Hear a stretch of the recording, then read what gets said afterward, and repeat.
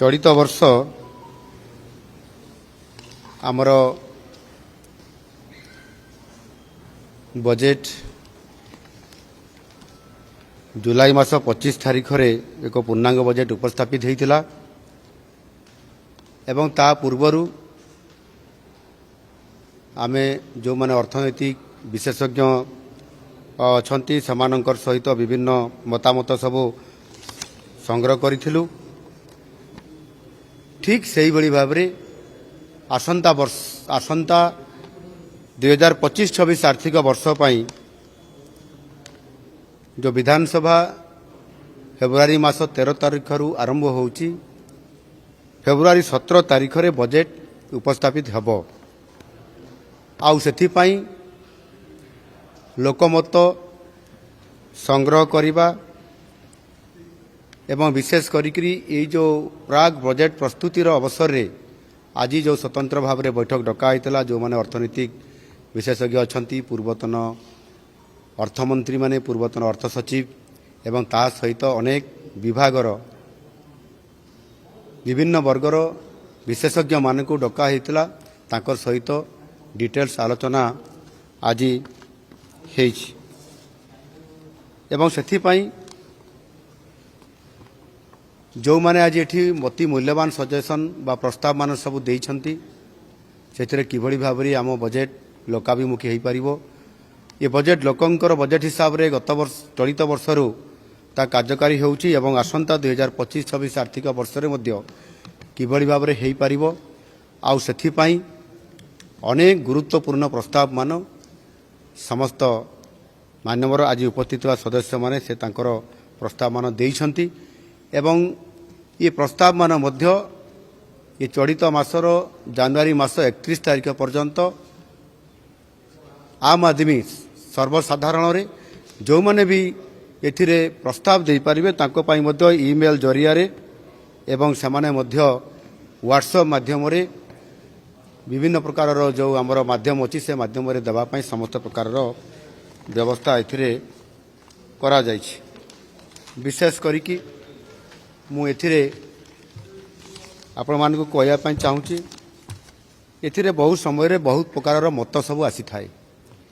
एवं से मत गुडी को अति मूल्यवान थाए। लोकंकर सरकार रे किबड़ी भाबरे लोकं को फोकस करी हेबो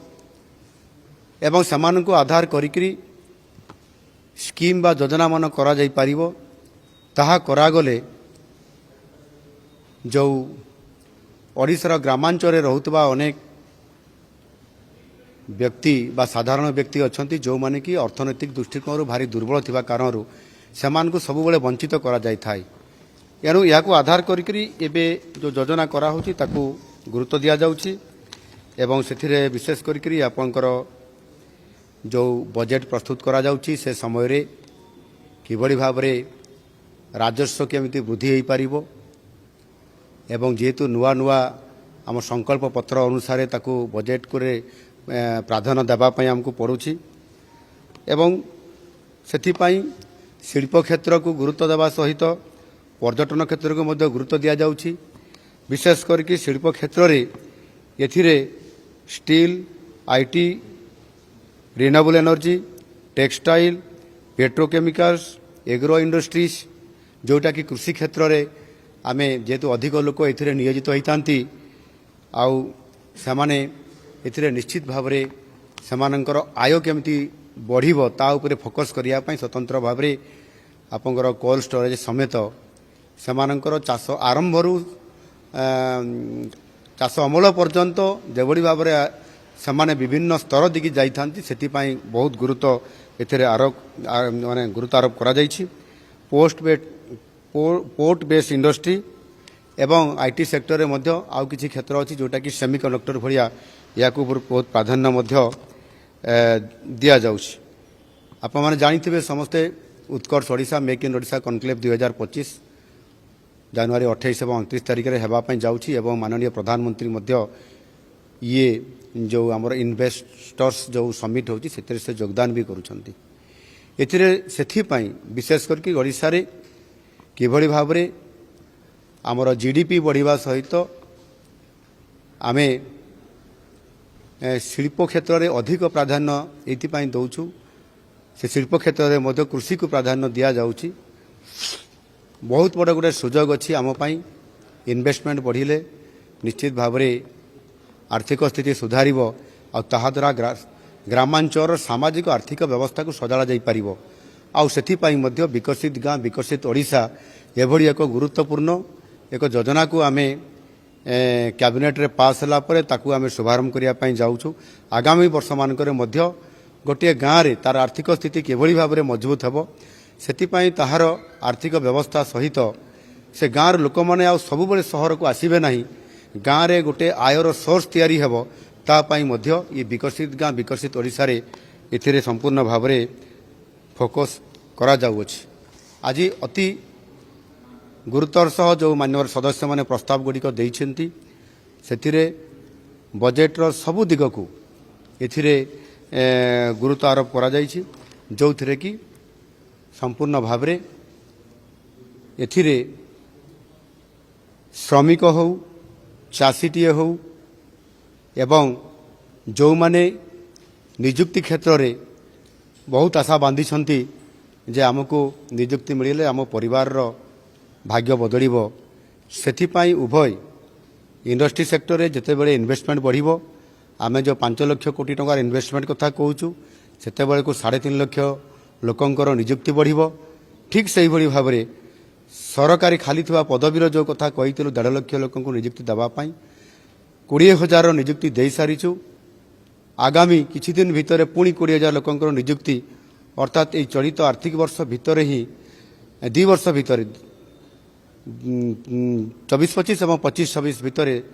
65,000 ଯେଉଁ ସରକାରୀ ଖାଲି ପଦବୀକୁ ପୂରଣ କରାଯିବାର ଯେଉଁ ଲକ୍ଷ୍ୟ ରଖାଯାଇଛି